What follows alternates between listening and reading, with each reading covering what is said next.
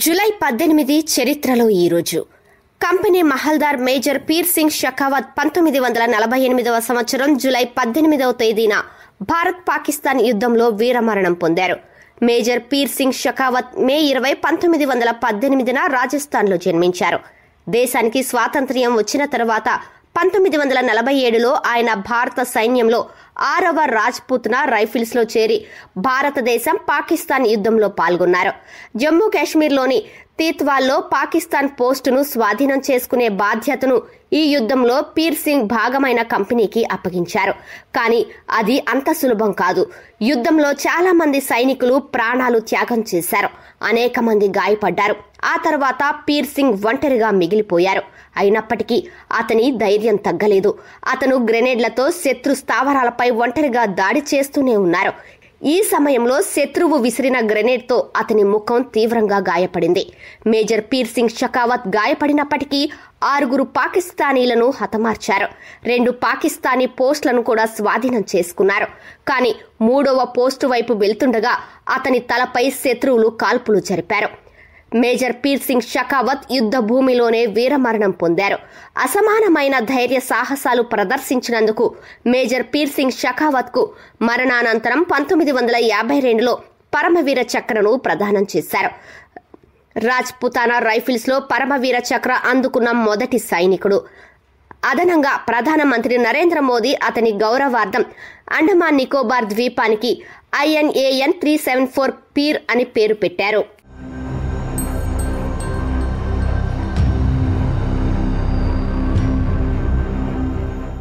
Shankaracharya Shri Shri Jayendra Saraswati 1935 July 18న తమిళనాడులో జన్మించారు.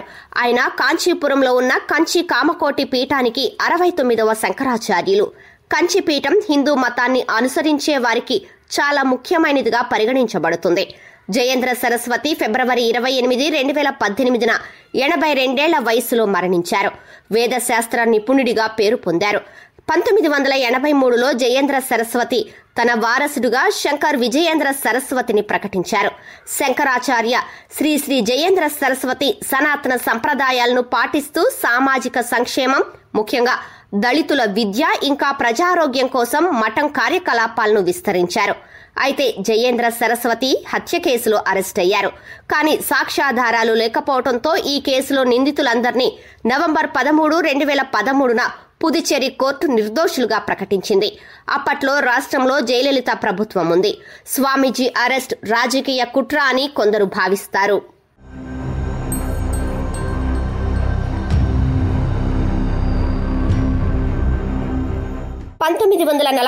సంవత్సరం జూలై 18వ తేదీన బ్రిటిష్ పార్లమెంట్ భారత స్వాతంత్ర్య చట్టంను ఆమోదించింది.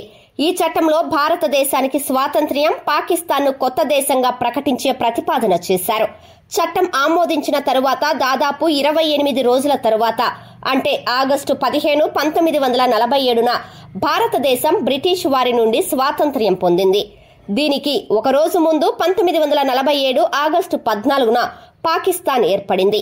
అదే సమయంలో దీని తరువాత దేశం విభజన చీకటి దశను కూడా చూసింది.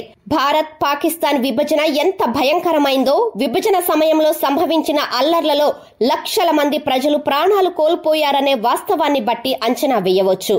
అప్పటి వరకు ఉమ్మడిగా ఉన్న బెంగాల్, పంజాబ్లపై విభజన ప్రభావం ఎక్కువ. అదే సమయంలో పాకిస్తాన్ మతం పేరుతో ప్రత్యేక దేశంగా మారితే భారత్కు ఉగ్రవాదం మాత్రమే దక్కింది. విభజన తరువాత 2 దేశాల మధ్య 3 యుద్ధాలు జరిగాయి. పాకిస్తాన్ మద్దతుతో కొనసాగుతున్న ఉగ్రవాదంపై భారత్ ఇప్పటికీ పోరాడుతోంది.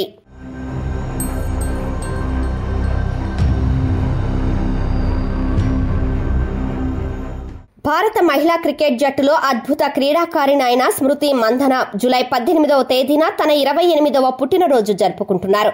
ఆమె జూలై 18, 1996న ముంబైలో జన్మించారు. 3 మ్యాచ్ల ద్వైపాక్షిక వన్డే సిరీస్ లో అత్యధిక పరుగులు చేసిన మహిళా క్రికెటర్ గా, ఎడమ చేతి వాటం బ్యాట్స్మెన్ గా స్మృతి నిలిచింది. 17 ఏళ్ల వయసులో బంగ్లాదేశ్ తో T20లో ఆమె అరంగేట్రం చేసింది. 2019వ సంవత్సరంలో అత్యధికంగా పారితోషికం అందుకున్న 100 మంది క్రీడాకారుల ఫోర్బ్స్ జాబితాలో ఆమె పేరు చేర్చబడింది. ఆ ఏడాది ఆమె సంపాదన దాదాపు 2.85 కోట్లు. ఇప్పుడు స్మృతి నికర విలువ 33 కోట్ల రూపాయలకు పైగా ఉంటుందని అంచనా. Bata, Red Bull, Hero Moto Corp, OnePlus, Garnier, Hyundai Motor Company వంటి అనేక బ్రాండ్లకు స్మృతి మంధన బ్రాండ్ అంబాసిడర్గా ఉన్నారు.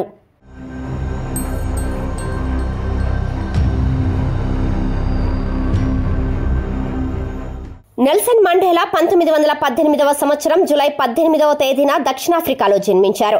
మే 10, 1994న నెల్సన్ మండేలా మొదటి నల్ల జాతీయ అధ్యక్షుడిగా దక్షిణాఫ్రికాలో కొత్త శకానికి నాంది పలికారు.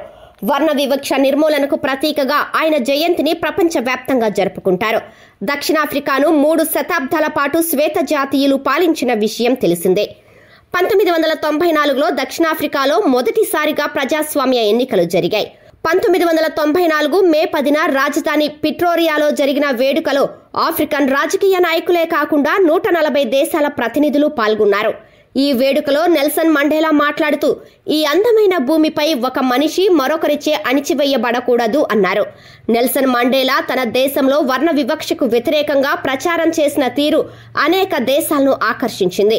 1990లో భారత ప్రభుత్వం మండేలాను భారతదేశ అత్యున్నత పౌర పురస్కారం భారత రత్నతో సత్కరించింది. భారత రత్న పొందిన తొలి విదేశీయుడు మండేలా. అతనికి 1993లో నోబెల్ శాంతి బహుమతి కూడా లభించింది. దీని తరువాత నెల్సన్ మండేలా డిసెంబర్ 5, 2013న అనారోగ్యంతో మరణించారు.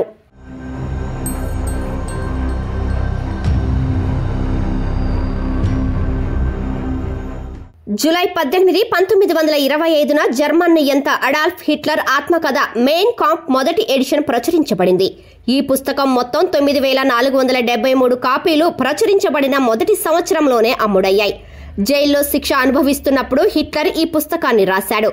దేశద్రోహం ఆరోపణలపై హిట్లర్కు 5 సంవత్సరాల శిక్ష విధించబడింది. తన ఆత్మకథలో హిట్లర్ తన జాతి ఇంకా సెమిటిక్ వ్యతిరేక అభిప్రాయాలను ప్రపంచానికి వెల్లడించాడు. యూదుల కారణంగా జర్మనీ ప్రపంచ శక్తిగా మారలేకపోయిందని హిట్లర్ నమ్మాడు. జర్మన్ ప్రజలు ఒక ఉన్నత జాతి అని, యూదులు వారిలో పరాన్న జీవులని ఆ పుస్తకంలో చెప్పుకొచ్చాడు. అదే సమయంలో హిట్లర్ చేతికి అధికారం రాగానే యూదులను ఊచకోత కూశాడు. 1933లో జర్మనీలో హిట్లర్ అధికారంలోకి వచ్చాడు.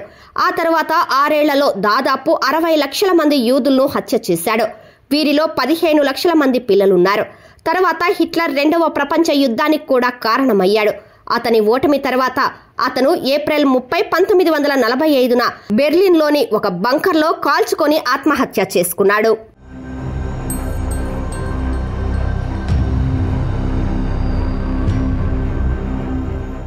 జూలై 18, 1968న సెమీ కండక్టర్ సర్క్యూట్ల తయారీకి ప్రపంచవ్యాప్తంగా ప్రసిద్ధి చెందిన ఇంటెల్ కార్పొరేషన్ ప్రారంభించబడింది.